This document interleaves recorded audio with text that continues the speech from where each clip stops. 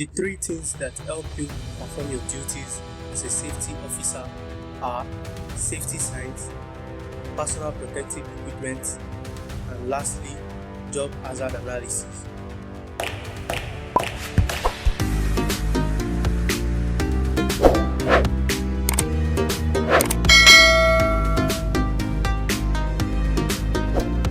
With this, we are going to talk about job hazard analysis in this module.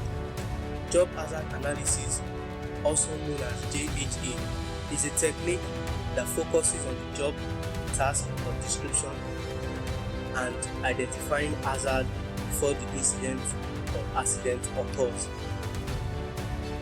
See it as a prediction, whereby you are given a task to supervise and you can predict the likely hazards to occur or the possible hazards or risk that are contained in that job, and you write down the preventive and control measures against those hazards. That is what job hazard analysis is. It focuses on the relationship between the works, the task, the tools and the work environment. Again, the work, the task, the tools and the work environment, which is personnel, workers, the tools, assets, reputation, which is the result of the task, and lastly the work environment, just as environment is. It helps safety officers identify potential hazards and give them clues on how to eliminate or reduce hazard to the acceptable risk level or to the barest minimum where the hazard effect is less felt. In job hazard analysis, typical questions asked are: what can go wrong? What are the consequences if something goes wrong? How could it arise? Or how could it happen? And what are other seemingly contributing factors? And lastly, how likely is the hazard to occur, which is risk, the probability of an hazard to occur. If you're doing your job hazard analysis right and in the acceptable manner, it can tell you where hazard is to happen, the environment, who or what it can happen to, the exposure, and what can originate the hazard. What could be the originating factor of the hazard, the outcome that will occur should this hazard happen, and any other contributing factor, even after other contributing factors or outcomes have been eliminated.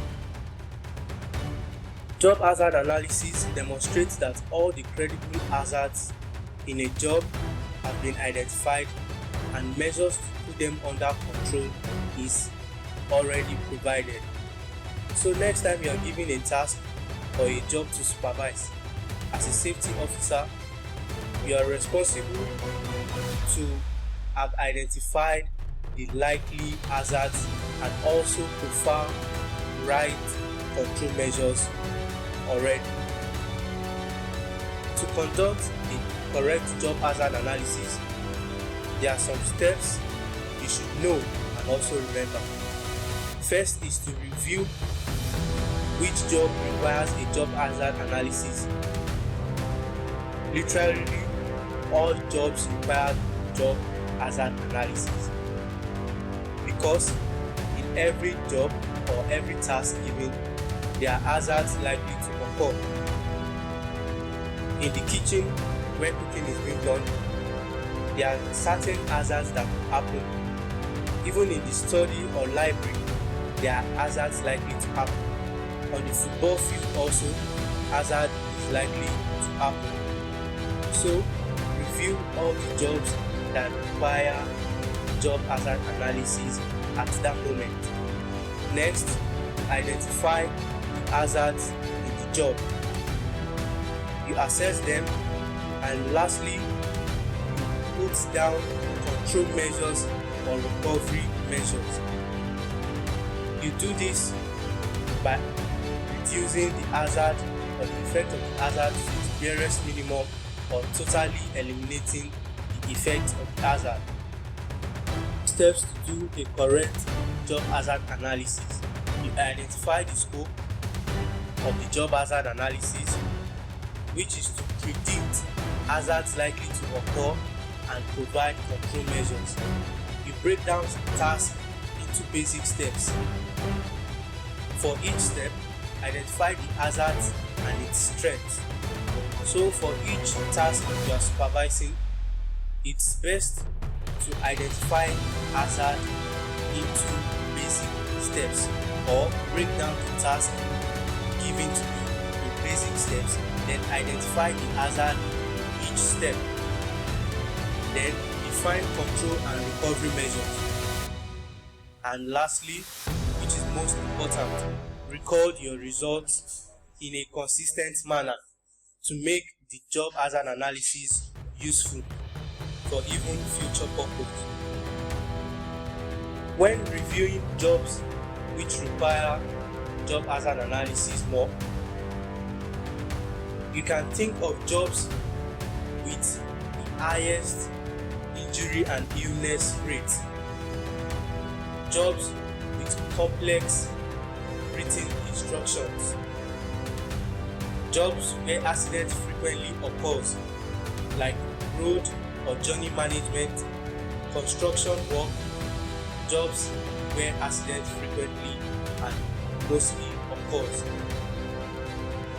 jobs in which one simple human error could lead to a severe accident or injury, and also jobs which many workers are not familiar with. For instance, you are supervising a task and the workers assigned to you have no experience of the given task. You are required to perform a job hazard analysis at that moment. To identify potential hazards in a task, you have to study the job systematically and answer these questions. Can the tools provided present any hazard? Can the work provide slip or fall hazards? And also, can the workers suffer these falls or slips? Is there a danger from falling objects or from loose objects? So take, for instance, working on a machine which holds wood together. When working on the chunk, which would choke a worker's clothes, hence causing accident to the hand. That is a loose object. If danger is likely to occur from loose and falling objects, you should note it down as a potential hazard. Can weather conditions also affect safety? Is harmful radiations also a possibility? Can contact be made with toxic or caustic substances? And in cases where lighting is needed for work, is the light adequately provided or is it poor lighting system? All these questions should be answered while you identify potential hazards in a task. Once you're done with identifying potential hazards, the next thing in your job hazard analysis is to profile control measures or recovery measures. Listed on the screen are several recommended control measures for hazards. You can eliminate or substitute. You can also address hazards by isolating, by locking out, and also making use of tag out. Enclosure guards can also be applied. Education and training is very important when also addressing hazards. You educate and train the workers that are going to be exposed to this task. Safety procedures are also required.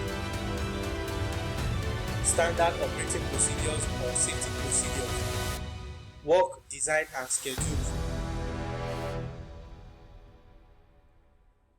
Having all this in mind, you can definitely address hazards in a given task. Examples of enclosure guards are shown on your screen. Here is a man at a restaurant standing in front of varieties of food.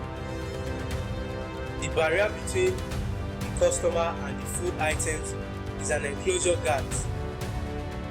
This is applied to prevent contamination of food from the customer and the food items. Enclosure guards are also used by industrial factories